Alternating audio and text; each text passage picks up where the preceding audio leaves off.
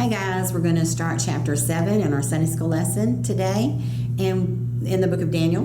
And what I wanted to explain to you is chapters 1 through 6 are events that happened in Daniel's life when he was in captivity with King Nebuchadnezzar, and you have to go on through the whole story to realize King Nebuchadnezzar passed away, and then he ends up with King Darius the Mede, King Darius.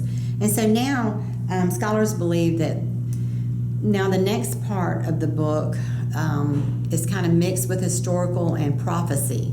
So we're going to back up, and I don't want that to confuse you, but today's lesson is back when King Belshazzar was reigning. I explained it in that lesson. King Belshazzar, he really wasn't the king. Nabonius, his dad, was the king, but Nabonius was not around a lot, so Belshazzar took over, and he's basically Nebuchadnezzar's grandson. So we start out chapter 7. I'm just going to get with it. And in this chapter, it's a lot. It's deep. And again, for the 100th time, I wish we were here where we could go through it, take a month to go through it and dissect it and understand it better. But I've got like 15 or 20 minutes to tell you guys what this chapter is about. So I'm just going to do my best in that way. So it says, in the first year of Belshazzar, the king of Babylon, remember, we're back to Belshazzar, all right? He's the one who died when he saw the writing on the wall, okay? So he has a dream, and Daniel had a dream, and visions of his head while on his bed, and he wrote down the dream. Daniel writes down the dream, telling the main facts. Daniel spoke, saying, I saw a vision by night, and behold, the four winds of heaven were stirring up a great sea. So he sees the sea just being stirred up, and four great beasts come from the sea, each different from each other. So Daniel's having this dream, he writes it down, and the sea is used to represent nations and people. When the Bible talks about, something coming from the sea, it's just, over the pond for us, but it means all kinds of people. So one thing I wanted to explain to you guys, I don't think I've got a picture of it here. Shoot. Oh yeah, I do. When the scripture talks about horns, it'll talk about horns and beasts and heads and things to us that seem like we just can't figure it out. The horns represent kings. And my riddle for that is like if the king was coming, the president or something, a trumpet may blow, a horn. That helps you remember a horn. It represents kings. And beast is not this red dragon thing like this that's going to come out of the water and touch your foot and scare you. That's not what a beast is in the Bible when it's talking about prophecy. A beast is nations. Beast is government, empires, kingdoms. That's what a beast is, all right? And the heads are kind of like the thinkers. Okay, so if you can just kind of keep your head in that spot for a minute. He says the first was like a lion, and it had eagle's wings, and its wings were plucked off. I'm not going to read all these because you'll be confused, and I have to quickly go through this lesson. Had feet like a man. Man's heart was given to him. Another was like a leopard. It had four heads and dominions. The fourth was terrible and exceedingly bad. So what it's talking about is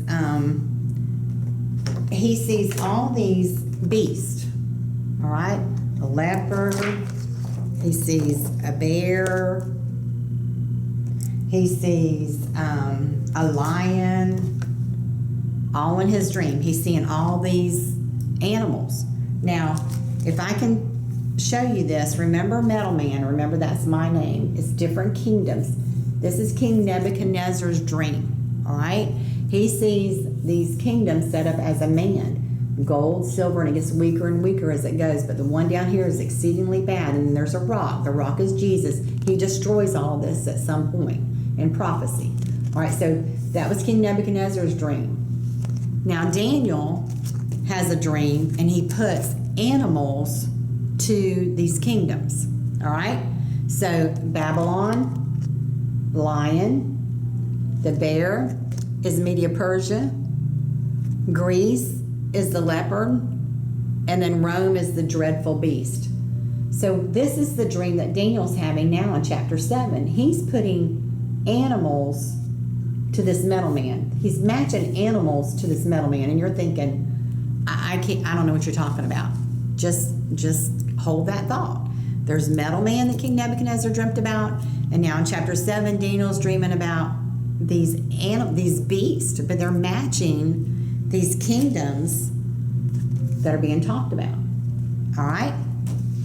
So he describes what the lion's like, what the leopard's like. He's describing what all of these beasts are like. Now, this is a long chapter, but I'm just going to hit it with my memory and in a simple way to explain it as best I can in this time frame that we have. After this, I saw in night visions, and behold, a fourth dreadful beast. He was exceedingly strong and terrible. He had huge teeth. This last beast is really, really bad. And so what happens here is then he says, I'm going to go ahead and explain as much as I can now and then go back to these beasts to kind of pull it together for you, okay? He says, and then after he sees all these beasts, okay, he's just dreaming, he sees all these beasts. He says, I watched till thrones were put in place and Ancient of Days was seated. That's God. His garment was white as snow, and the hair of his head was like pure wool. Jesus is our lamb. What kind of hair does a lamb have? Wool. His throne was a fiery furnace. Its wheels were burning fire. Thousands ministered to him. 10,000s times 10,000 stood before him. The court was seated. The books were open. I watched them because the sound of pompous words which the horn was speaking, that means some kind of leader. I watched till the beast was slain, that's Satan, and his body destroyed and given to the burning flame. As for the rest of the beasts, they had their dominion taken away, yet their lives were prolonged for a season and a time. Now what's going to happen here, the way I'm going to teach this, is Daniel's dreams, he's talking about metal man, and he's putting beast with metal man. But then when you go to Revelation chapter 13, it discusses these beasts again. It's in Daniel, it's in Nebuchadnezzar's dream in chapter 2, then it's in Daniel's dream in chapter 7, then it's in chapter 13 of Revelation. And so we see metal man for King Nebuchadnezzar, the beasts that are put with metal man, in Daniel's dream, and then what happens in Revelation, which corresponds with this chapter 7 in Daniel. You've got to read it because I'm just not there to be able to help. And he sees the Son of Man coming, and the Ancient of Days, they brought him near before him. Then to him was given dominion and glory of the kingdom, the people, and nations. He's talking about the return of Christ. This is all prophecy. And his kingdom, which will never be destroyed. He's telling us that God's kingdom will never be destroyed. And Daniel says, I was grieved in my spirit and in my body. The visions of my head troubled me, and I came near to the one who stood by and asked for the truth of all this, and he told me to make known the interpretation of this dream. So I'm going to try to I actually because I know what it says about Revelation, how these are going. I'm just going to explain it there. So what happens is back in those days, again, Daniel was bringing this prophecy together, and he puts these beasts with metal man. So what happens later in the book of Revelation in chapter 13, same dream, same animals, same beast, which are nations. They're not this creepy thing that touches you in the water. They're nations. That's what beasts are when it's talking about prophecy. So what happens then is all of these beasts in the book of Revelation, they become one. It says like bear's feet, leopard body, lion head, it's one beast. When Daniel dreams about it, they're all separate. You know, there's the leopard, there's the lion, and the bear, they're all separate. But now in Revelation, when it comes to prophecy, they're all one beast. It's one beast. And what it's saying is it's one kingdom. It's one world government. When we get to the last book of the Bible, it's one world government. All these nations will come together and make one world government. And now at the end in Revelation, it talks about the bear is so amazing, y'all, because Daniel, in his dream, however many thousands of years ago, he talks about the bear in his dream. Well, the mascot for Russia is the bear. And that country that's going to be involved in one world government will be Russia. It will have a bear's feet. And the lion, do y'all know that that represents Great Britain? The lion. And it says that this one world government beast will have a head like a lion. That will be the head. And then the leopard is Germany. It'll have the body like a leopard.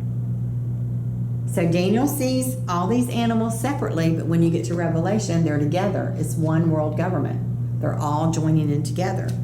And I'm hoping that I can find the scripture here where it talks about what I believe.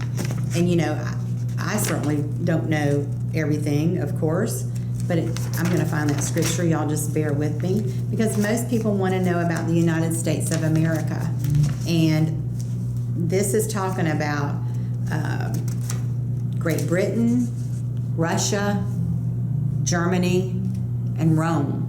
Rome is the most deadly, dreadful beast of all, is Rome.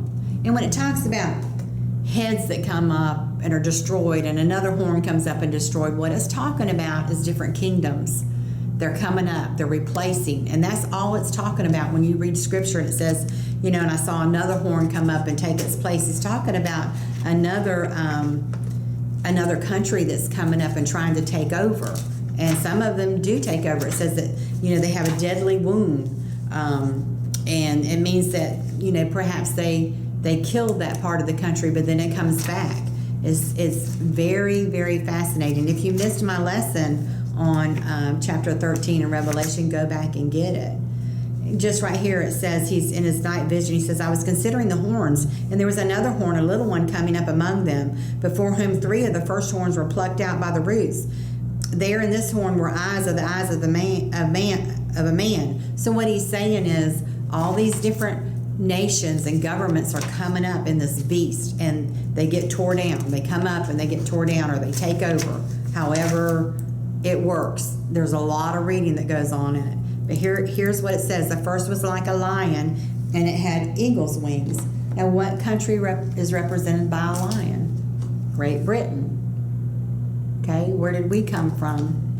It says the first was like a lion, and it had eagle's wings. What is our mascot in the United States of America? An eagle.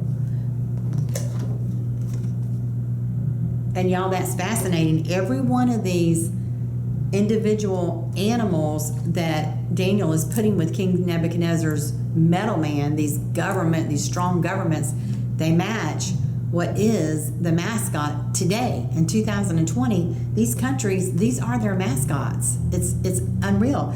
I watched as its wings were plucked off, like an eagle's wings. Now, and that's what happened. United States became its own country. And it was made to stand on 2 feet like a man, and a man's heart was given to it. You know, I've heard before, and I don't know, but like how we portray Uncle Sam, it was given a man's heart, stand on his 2 feet like a man, and a man's heart was given to it. They represent that a lot of times. And suddenly another beast, like a bear, was raised up. And so when you get to Revelation, and it talks about this one world government, it talks about the bear's feet, the Germany's body, Great Britain's the head, and Russia talks about all of that.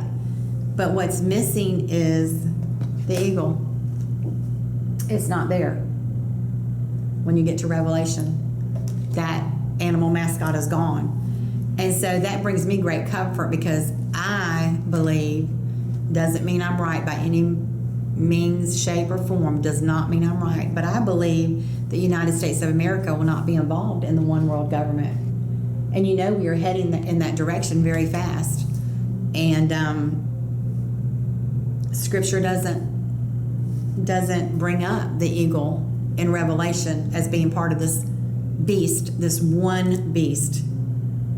Nebuchadnezzar has the dream about metal men, all these kingdoms, and then Daniel puts animal references to those kingdoms, And lo and behold, when you get to the last book of the Bible, every dadgum one of those animal representations are exactly what represent. You know, when you go to Great Britain, there's lion pillars everywhere. There's just Russia. It was on, I can't remember, Times Magazine or something, and it had a picture of a bear in Russia. And when you get to Revelation chapter 13, all of those animals that Daniel shows us are the mascots for the countries nowadays that are talked about in Revelation. They're all there. And it also talks about the eagle, which I believe is the United States of America. In the chapter before, I believe it's chapter 12 in Revelation, talks about the eagle protects Israel. Revelation talks about Israel as a woman, because that's how the church is spoken about. You have to understand what the scripture is saying. But it talks about how the United States of America helps protect her. And we are very friendly with Israel, the United States of America. So I know that I just shared Revelation mixed in with this chapter in the book of Daniel, but I prayed about how to deliver this, because I can't just read about all these animals and not tell you guys about the end of that when you go to the book of Revelation.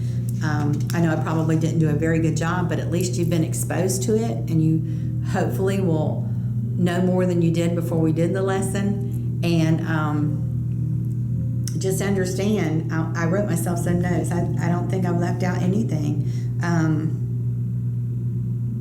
Yeah, I didn't. So we're talking about all these beasts, these horns, all of that means governments, nations, people. It's not a crazy, creepy looking animal that everybody seems to think. I mean, it's kind of comical, but you know, we get it in our head that there's this crazy, creepy animal that's going to run around, this beast that's going to scare us.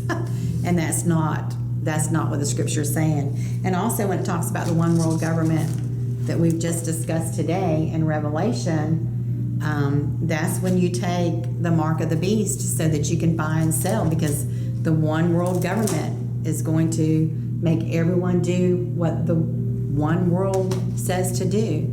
And prayerfully and hopefully the United States of America will not be involved in that. Doesn't mean we won't have hard times, but prayerfully we're heading in the right direction. Okay, guys, hope this was okay with you guys, and we did the best that we could. We'll move on to chapter 8 next week. Bye.